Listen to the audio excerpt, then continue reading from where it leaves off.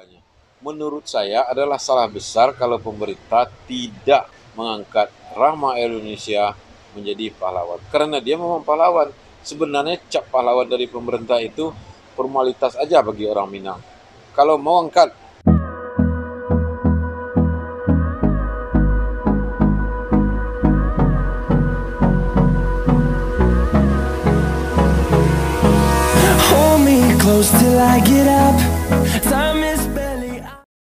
jadi begini, dia belajar punya seorang kakak tertua namanya Zainuddin Labai El Yunisi, seorang ulama yang meninggal usianya 34 tahun.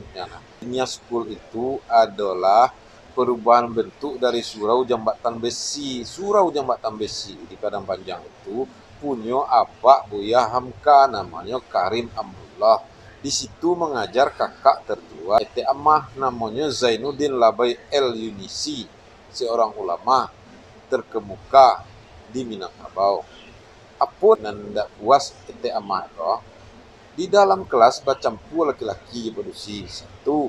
Yang kedua, bacampu itu tidak masalah benar ini ada. Nah masalah kok tidak bisa bertanya. Dia tidak bisa bertanya tentang fikih perempuan. Murid malu bertanya, guru tak menjelaskan pula. Jadi kan banyak fikih perempuan yang mesti diketahui oleh perempuan. Waktu sekolah di situ ada kawannya Nanisa namanya Jawani Basir satu. Nanisa dari Agam, Jawani Basir atau Upiak Jepang dari Lubuk Aluang. Bertiga mereka berduski ndak mau ke Upiak tinggal awak sini. Dia kemudian privat ke Ayah Hamka di Gatangan namanya tidak jauh dari Batan Besi setiap hari tentang fikih. Itu pun dia tidak puas. Maka dia minta izin sama kakaknya, saya mau membuat sekolah. Wan, awak kamu buat sekolah ke kau buat sekolah produksi sebenarnya iyo ayolah kalau gitu, tapi malah bisa kamu sekolah bikin lah. Kira-kira seperti itulah. Waktu terus berjalan. Tahun 16 dia dinikahkan oleh ibunya dengan kawan seperjuangan Zainuddin Labai, kawan kakaknya. Menikahlah dia. Karena menikah tentu urusannya terbengkalai. Tahun 22, nah berapa tahun tuh? 6 tahun dia tidak punya anak. Kemudian mereka berpisah baik-baik karena suaminya gandrung politik, dia gandrung pendidikan. Setelah bercerai, nyetamui Wan, yo, wak kumpul sekolah. Sebenarnya tuh, iyo Wan, agi wak izin. Diagilah izin, diberilah izin oleh Zainuddin Labai. Begitu dia diberi izin, kalau sekarang yes, kayak gitulah kalau anak sekarang. Gembira dia bilang sama kawannya yang dua ini, dia bangunlah Dinia Putri dengan uangnya, dengan tanah wakaf ibunya. Dia kumpulkan itu anak-anak itu, perempuan-perempuan janda muda, ibu-ibu muda, remaja yang mau menikah, diajarilah fikih perempuan di situ. Diajari menulis Arab Melayu, diajari sejarah Islam. Tak buka lah kincir-kincir induk kah.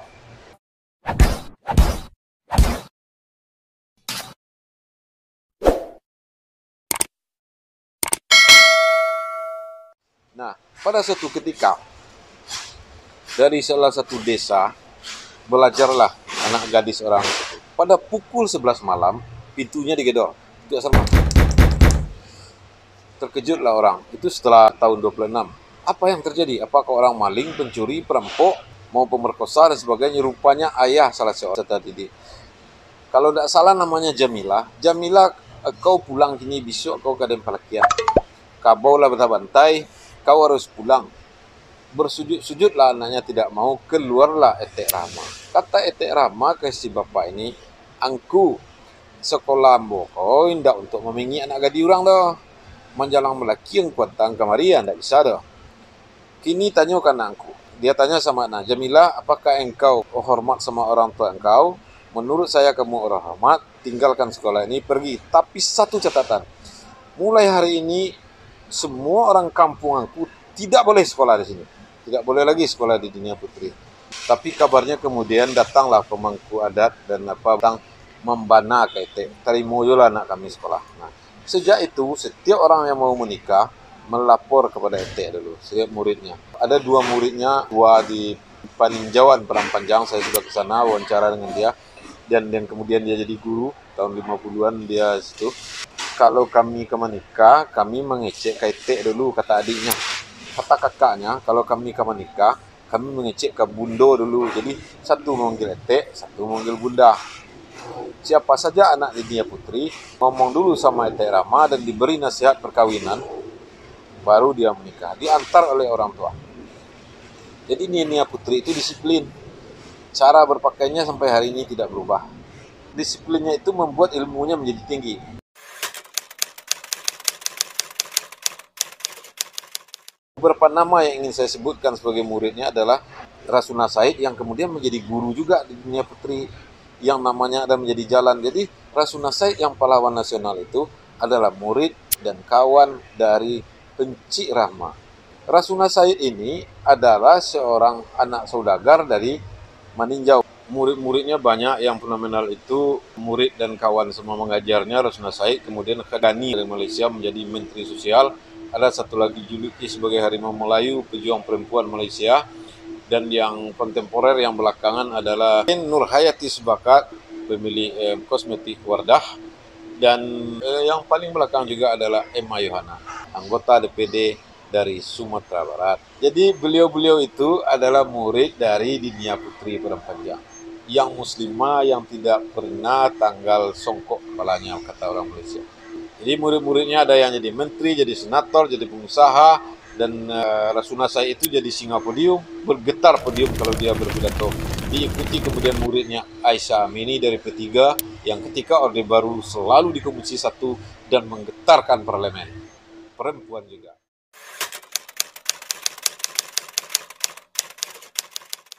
Kalau ingin melihat Nia Putri, pergilah ke Padang Panjang. Masuklah dari Silayeng, belok kanan.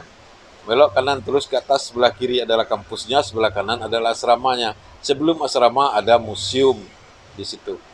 Jadi lengkap di situ semua perjalanannya. Museum itu dulu adalah rumah gadang tempat ia menikah. Rumah gadang terbakar, dibuat rumah. Di Nia Putri itu punya banyak fasilitas seperti sekolah yang modern, ada labor komputer, ada labor kimia, ada labor fisika, ruang belajar yang lengkap, pustaka yang lengkap, ada museum, guru-gurunya hebat, anak didiknya disiplin, sekolahnya mantap. Sekolah yang baik itu bila berada di tempat yang dingin. ITB, IPB, makanya Padang Panjang itu tempat dingin, banyak sekolah di situ. Sehingga kalau dingin itu anak-anak tidak gerah menghafal. Nyaman tidurnya, nyaman bangunnya. Jika Anda bangun pagi hari di Padang Panjang dan mandi pukul 6 pagi, menggigil setelah itu hangat. Saya 3 tahun di sana mencoba. Selama 3 tahun saya mencelik-celik jauh saja anak-anak dinia. Anak-anak Nia Putri itu kalau keluar ke pasar, putih pasar oleh dia buat. Seperti angsa, seperti merpati, kadipangan kaligaman, disapu tanya jawab, anda ya dah. Diangguaknya maila, disapunya tak menjawab, nyoman nak puasanya rami awak seorang. Jadi gimana lagi? Sampai hari ini Nia Putri menerima murid dari mana saja, apalagi dari Malaysia. Karena brand Nia Putri itu sudah lekat dalam sejarah lokal Malaysia. Dia tidak pernah kekurangan murid. Nia Putri tidak pernah kekurangan murid dan tak pernah anyang-anyangi. Masuk jalan kamari, tidak dah. Nah, Nia Putri ini bekerja sama banyak universitas di Jepang, di Amerika, di Kanada, di Mesir. Di zamannya Rahma itu sampai sekarang terkenal di Indonesia, di Malaysia, di Singapura, bahkan di Asia. Ada pihak yang menyebut inilah sekolah perempuan pertama di Asia. Kayaknya iya, karena begini, Universitas Al-Azhar yang tertua itu saja mengambil inspirasi dari Nia Putri untuk membuat lembaga pendidikan putri pertama di Al-Azhar. Dan ketika berkunjung ke negeri-negeri Maghribi tahun 50-an, Encik Rahma diberi gelar oleh Al-Azhar Syekhah. Gelar pertama yang diberikan kepada wanita di dunia oleh Universitas Islam hebat itu, dan tidak ada kemudian rasanya lagi itu kepada Rahma Indonesia. Sedemikian kagumnya orang Mesir, profesor-profesor Mesir kepada Rahma Indonesia. Aba mengeceknya itu. Harusnya beliau sekarang sudah jadi pahlawan, tapi baru mendapat piagam penghargaan atas perjuangannya memperjuangkan kemerdekaan Republik Indonesia. Di Padang Panjang waktu itu tidak ada pria yang mau menjadi komandan TKR. Mailak selalu kalau tidak bosko, biarlah menjadi komandan. Dikerahkanlah anak-anaknya. Anak-anak perempuan itu menjadi tentara. Bayangkan.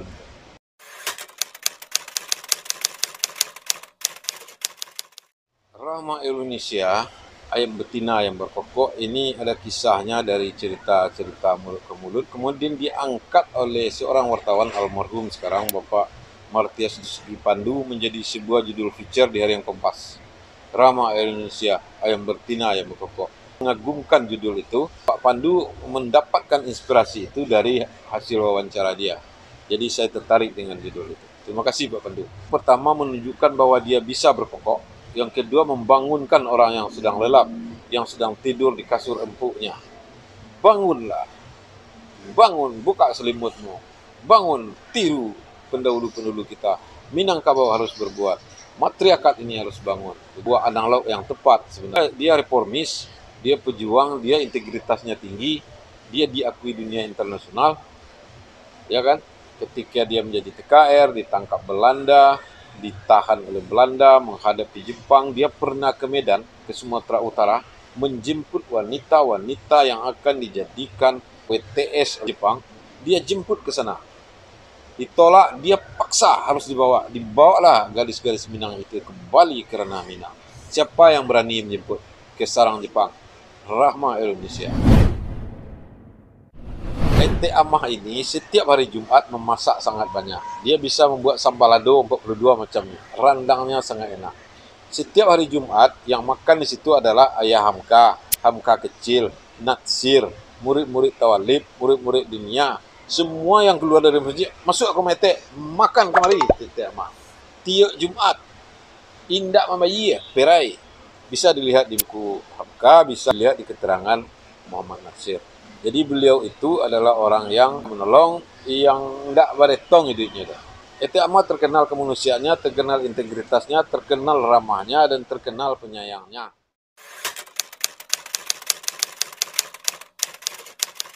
Rahma itu sedang diperjuangkan menjadi pahlawan oleh keluarganya.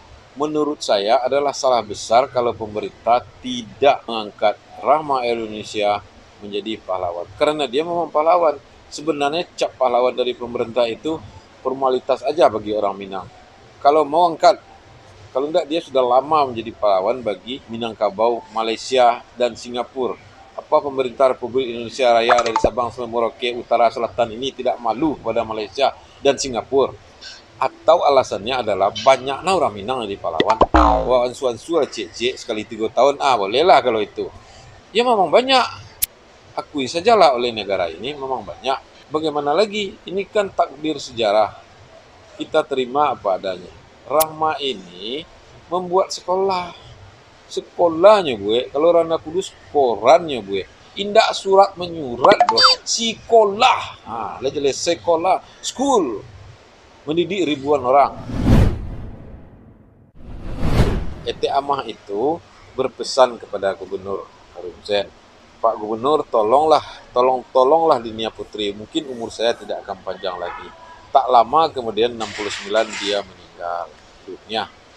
Dimakamkan di depan sekolah yang dia buat sendiri bersama kakaknya, ayahnya, ibunya, dan semua saudara-saudaranya.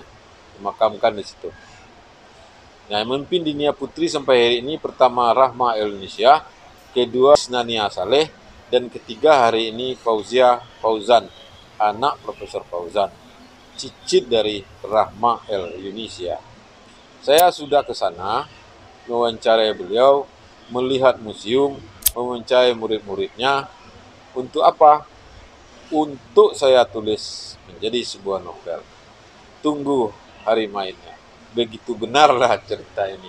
Alam tak kembang jadi guru. Setelah ini canduang, ini dia yang kedua. Mana tahu ada gunanya. Ya enggak.